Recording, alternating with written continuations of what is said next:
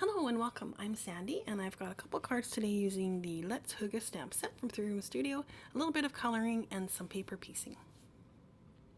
I recently used this technique to quickly add texture to bookshelf and desk images using a fun wood grain patterned paper.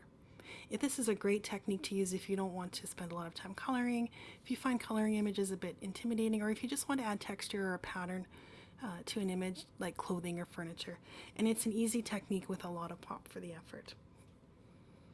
I'm making two cards simultaneously, so I've inked up the lady in the chair from this set, and I used Gina K Designs Amalgam ink to stamp the image on two sheets of 5.5 by 4.25 inch Neenah Solar White cardstock in 110-pound weight. And I've also stamped the same image in on two different pieces of patterned paper, and I'm going to cut out just the chair and the footstool on each because those are the areas of the image I want to have the pattern on, and I'm cutting those legs right off. When I cut out these pieces, I'm being really careful to stay just on the outside edge of the lines. It takes a bit of time and concentration, but I actually like a bit of fussy cutting, and sometimes I'll just take a few images and sit in front of the TV and cut them out. It works best if you try to move the paper around the curves rather than making the scissors move around the paper.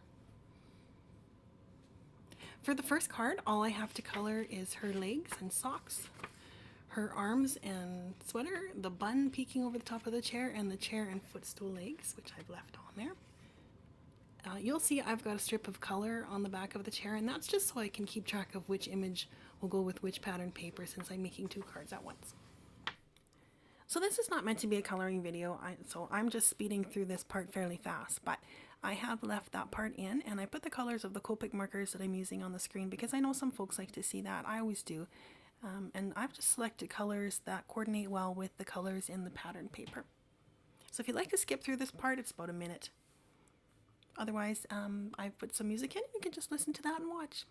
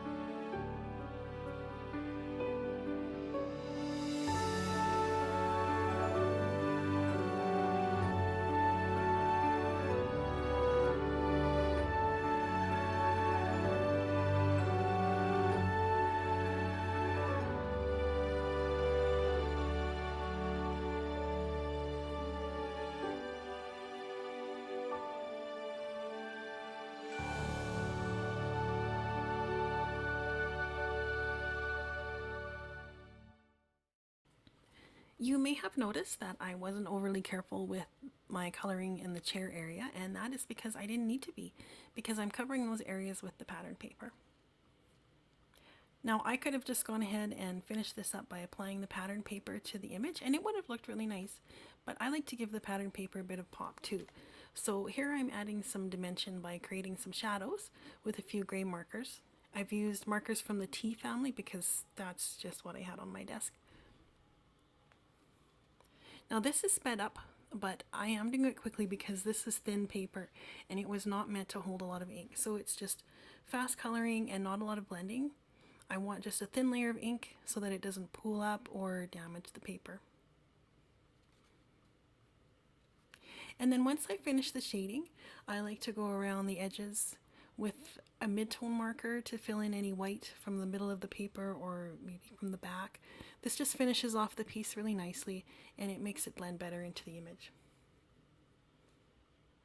And then once again, I'm being very quick with that step because that paper might absorb more ink than I want, and then it will bleed farther into the paper and discolor the pattern. Usually I would use a memento marker for this because I find it doesn't bleed as much, but it wasn't handy and the paper was a dark color, so I used what I had. Now it's best to do this step from the back to avoid accidentally marking the front and ruining your work. I had forgotten to add the shadows behind the furniture legs to ground the images, so I've quickly done that and set those pieces of the first card aside for now. So for the second card, I'm using a bit of Tattered Rose Distress ink to create a bit of warmth behind the image using one of the Picket Fence Studios brushes. You'll see that I haven't applied a mask because I'm going to use marker colors that are darker than the Distress ink colors, and the pattern paper will cover the chair. So the coloring of the lady in the chair is essentially the same as the first one, and as I said, this is not a coloring video, so I've left that part out. And the shading of the pattern paper is essentially the same also. So those are all the elements for the two cards. Once all the coloring was completed, I just adhered the pattern pieces on top of the colored images on both pieces of cardstock. I used Gina Designs Connect a liquid adhesive. And once those were laid on there, I just took a couple of acrylic blocks and I laid them on top for a couple minutes to make sure that they dried flat. I then trimmed the edges of the cardstock and added them to card bases. And I used white embossing powder and a few of the sentiments from the set on some strips of black cardstock, and I popped those up on some foam tape strips, and those cards were done. All supplies used are listed in the video description below, including a link to the ThreeRoomStudio website and shop if you'd like to find this stamp set or any other ThreeRoomStudio sets. Thank you so much for watching. I hope you have a wonderful day.